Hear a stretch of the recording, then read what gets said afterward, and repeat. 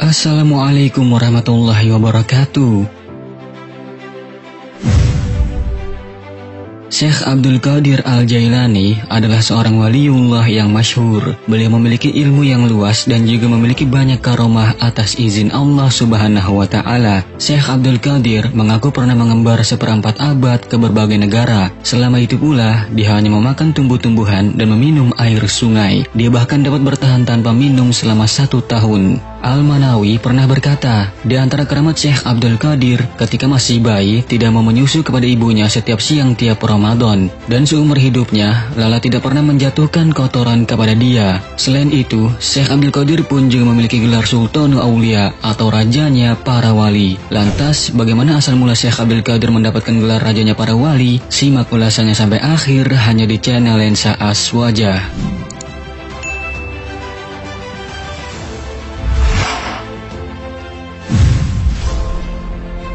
Di dalam kitab Al-Fawaid Al-Mukhtarah karya Habib Ali Hasan Baharun yang merupakan bunga rampai dari perkataan-perkataan gurunya, yaitu Habib Zain bin Ibrahim bin Smith. Kitab tersebut berisi tentang wajangan-wajangan para ulama, wali, habaib, dan termasuk kisah Syekh Abdul Qadir Al-Jailani dalam perjalanannya memperoleh gelar Sultanul Aulia atau raja dari seluruh para wali.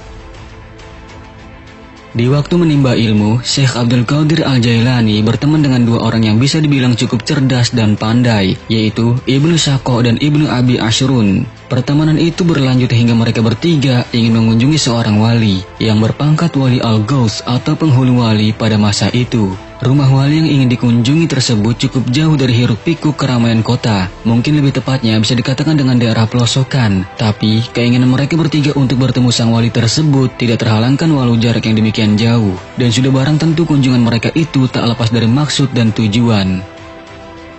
Dalam perjalanannya, mereka saling bertanya satu sama lain terkait tujuan dan niatan masing-masing. Dengan polosnya, Ibnu Abi Ashrun memulai pertanyaan kepada Ibnu Saqo. Ibnu Abi Ashrun bertanya, "Wahai Saqo, apa tujuanmu ingin bertemu dengan wali itu?" Maka sambil bergurau, Ibnu Saqo menjawab, "Aku akan mengajukan sebuah pertanyaan yang begitu sulit kepadanya, hingga ia bingung dan tidak mampu untuk menjawabnya. Aku ini kan orang yang cerdas, jadi sudah sepatutnya menguji kedalaman ilmu seorang wali." Setelah itu, Ibnu Abi Ashrun pun mengatakan maksud dan tujuannya bertemu wali tersebut. Kalau aku ingin bertanya tentang sesuatu kepadanya, yang aku yakin dia tidak akan mampu untuk menjawabnya. Pada hakikatnya, tujuan dari keduanya itu sama, yakni sama-sama ingin menguji ketinggian ilmu dari seorang wali Al-Ghaus tersebut. Mungkin karena Syekh Abdul Qadir Al-Jailani hanya diam saja dan tidak mengatakan niatnya, akhirnya mereka berdua bertanya kepada Syekh Abdul Qadir, "Wahai Qadir, apakah engkau mau mengajukan pertanyaan seperti kami atau ada hal yang lainnya?" Lalu Syekh Abdul Qadir menjawab, "Aku tidak mau bertanya apa-apa." Lantas mereka pun bertanya lagi, "Lalu apa yang kau inginkan? Apakah kau hanya mau mengikuti kami saja?" Maka Syekh Abdul Qadir menjawab, "Aku tidak punya pertanyaan yang ingin aku ajukan. Aku hanya ingin sowan saja dan mengharap berkah darinya. Itu sudah cukup bagiku, karena orang seperti ini biasanya hanya disibukkan dengan kekasihnya, yaitu Allah Subhanahu wa Ta'ala." Dari dialog mereka, kita sudah bisa melihat sifat dan sikap mereka terhadap kekasih Allah Subhanahu wa Ta'ala. Kesombongan dan rendah diri manusia juga bisa diukur dengan sebuah perkataannya. Kesombongan terhadap orang lain terjadi ketika kita memposisikan diri kita lebih tinggi atau lebih hebat daripada orang lain. Sementara orang yang rendah hati tetap memposisikan dirinya sebagai penerima anugerah ilahi yang tidak sempurna dan lemah. Dia merasa memperoleh segala sesuatunya karena karunia Allah Subhanahu wa Ta'ala, bukan karena kegagahan dan kehebatannya. Lalu, sesampainya mereka bertiga di kediaman wali Al-Ghaus tersebut, mereka pun mengetuk pintu rumahnya. Akan tetapi, sang wali tak kunjung membukakan pintunya, malahan ia memperlambat jalannya. Kemudian, wali tersebut keluar dalam keadaan marah seraya bertanya, "Siapa di antara kalian yang bernama Ibnu Saqo?" Lalu Ibnu Saqo menjawab, "Aku, wahai Syekh." Tak banyak bicara, wali itu pun langsung menebak pertanyaan Ibnu Saqo dan juga langsung memberikan jawabannya secara detail dan benar.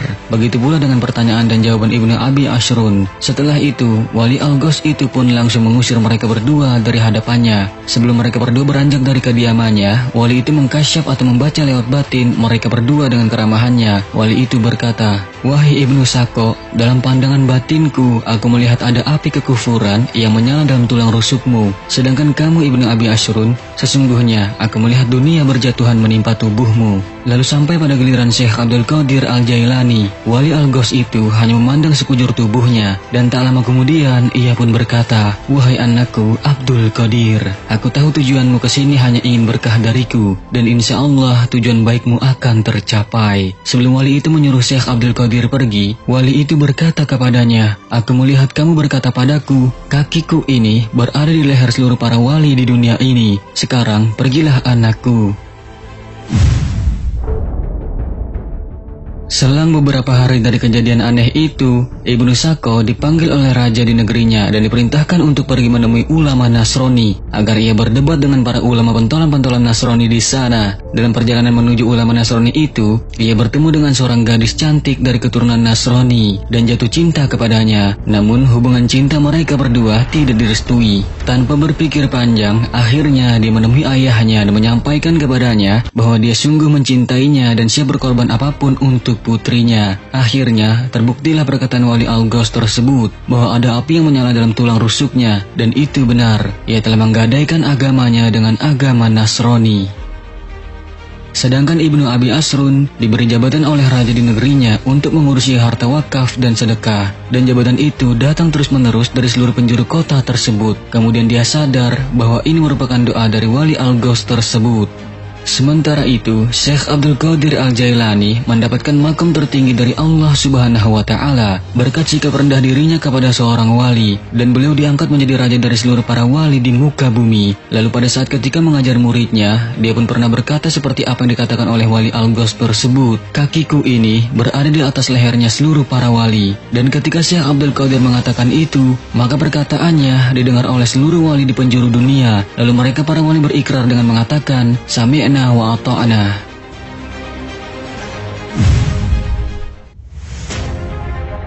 Sahabat beriman, ada beberapa hikmah yang bisa kita ambil pelajaran dari kisah ini, bahwa siapapun kita tidaklah pantas mengedepankan kelebihan, karena di atas langit masih ada langit. Sikap rendah diri haruslah menjadi prioritas utama setiap manusia, karena ilmu itu tidaklah lebih diutamakan daripada akhlak. Ini sebagaimana perkataan Said Muhammad bin Alwi Al-Maliki, adab lebih didahulukan daripada ilmu. Juga dalam suatu pepatah bijak dikatakan, jadilah ilmu padi, semakin berisi maka semakin tunduk. Ini menandakan semakin banyak ilmu, justru orang tersebut semakin rendah diri. Dan ada begitu banyak kisah-kisah para solihin yang diangkat derajatnya sampai ke tingkat mulia, itu dikarenakan sifat tawaduknya kepada Allah dan juga kepada sesama makhluk. Semoga dari kisah singkat penuh hikmah kali ini dapat memberikan manfaat baik kepada kita di dunia dan di akhirat. Amin ya Allah ya Rabbal Alamin. Sungguh kebenaran hanya milik Allah Subhanahu wa Ta'ala, dan mohon maaf jika ada kesalahan. Itu merupakan suatu kelalaian dari kami. Wallahu a'lamu bishawab. Wassalamualaikum warahmatullahi wabarakatuh.